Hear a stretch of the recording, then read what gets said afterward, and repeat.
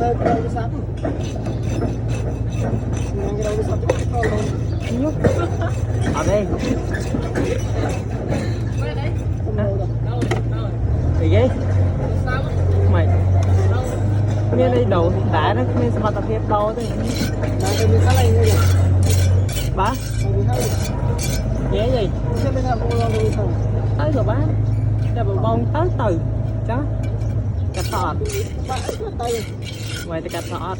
Cắt hơi á. Nhúc.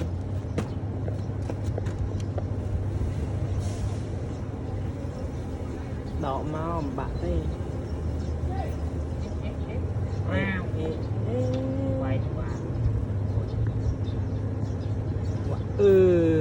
Đọc ram. Đập bay cái này. Quên. Hộ lời. Đạt đây. Còn bị tàu đấy. Rất là bị tàu đó. Nó buồn. Được nên